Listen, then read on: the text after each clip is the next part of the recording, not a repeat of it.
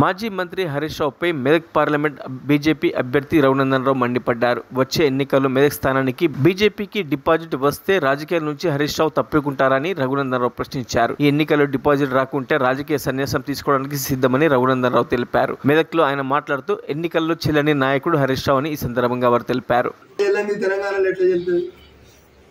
మెదక్లో వెళ్ళలేదు కదా, 100 కోట్లు ఖర్చు పెట్టి వాళ్ళ సహచరులను గెలిపించుకుందామని ఛాయాశక్తులు కష్టపడితే మెదక్లో చెల్లని హరీష్ రావు, మెదక్ అసెంబ్లీలో చెల్లని హరీష్ రావు మెదక్ పార్లమెంట్ ఎట్లా వెళ్తాడని మొదటిసారి పోటీ చేసి నువ్వు ఎమ్మెల్యే అయినంత వయసులైన ఒక పిల్లగాని చేతుల సావు దెబ్బతిని తలకాయ ఆడబెట్టుకోవాలని తెలియకుండా మెదక్కి వెళ్ళి వారిపోయిన నువ్వు రఘునందన్ దుబ్బాకలో చెల్లలే కదా, మరి నువ్వు మెదక్లో చెల్లేవా? నీ మామ కామారెడ్డిలో చెల్లిండా? నీ మరదలు నిజామాబాద్లో చెల్లదనే కదా బీఫామ్ చేయలేదు. మీకు ఇదే చెప్పినా నేను మన సంగారెడ్డిలో కూడా. మరి నన్ను ఒక్కటి అన్నారు అనుకోండి, నేను 4 గంటలు అని చెప్పి నాకు కొంచెం నోరు ఎక్కువ. అసలు ఫోన్ ట్యాపింగ్లో మొదటి ముద్దాయిగా లోపలికి పోల్చిన నువ్వు కదా. దుబ్బాక ఎలక్షన్లో నా ఫోన్ లేని మా కుటుంబ సభ్యుల మీద పోలీసులతో దాడులు చేపించి నానా యాగి చేసి కేసులు పెట్టించి ఇల్లీగల్ కేసులు పెట్టించి ఎన్ని అవస్థలు పెట్టినా మా దుబ్బాక ప్రజలు నాయకాలనే నిల్చున్నారు.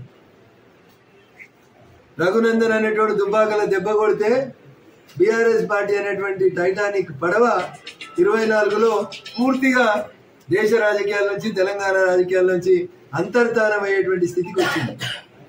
టైటానిక్ పడవకు రంధ్రం కొట్టింది ఎవడు? టీఆర్ఎస్ కి రంధ్రం కొట్టింది ఎవడు? రఘునందన్ రావే కొట్టిండు. హరీష్ రావుకి నచ్చినా నచ్చకున్నా, చంద్రశేఖరరావు గారికి ఇష్టమున్నా కష్టమున్నా, దుబ్బాక అనేటువంటి శాసనసభ ఉప ఎన్నిక కంటే ముందు ఈ రాష్ట్రంలో ఎదురులేని పార్టీ అని చెప్పుకున్న మిమ్మల్ని బక్కపలిసినోడు రఘునందన్ దుబ్బాకలు కొడితే జర ఆలస్యమై ఉంటుంది, 3 ఏళ్ళు అయి ఉంటుంది. మరి బరాబరి టైటానిక్ పడవ మునిగిపోతుంది. కాబట్టి ఇప్పటికి ఇంకెవరైనా మిగిలిన మిత్రులు ఉంటే, మిత్రులారా టైటానిక్ మునిగిపోతుంది, దాన్ని కాపాడు ఆ దేవునితోటే కాలే, ఏమన్నా కాపాడితే మళ్ళీ ఆ శ్రీరామచంద్ర ప్రభువే కాపాడాలి. కాబట్టి దయించి ఎంత తొందరగా మరిన్ని అప్డేట్స్ కోసం మా ఛానల్ ని సబ్స్క్రైబ్ చేయండి.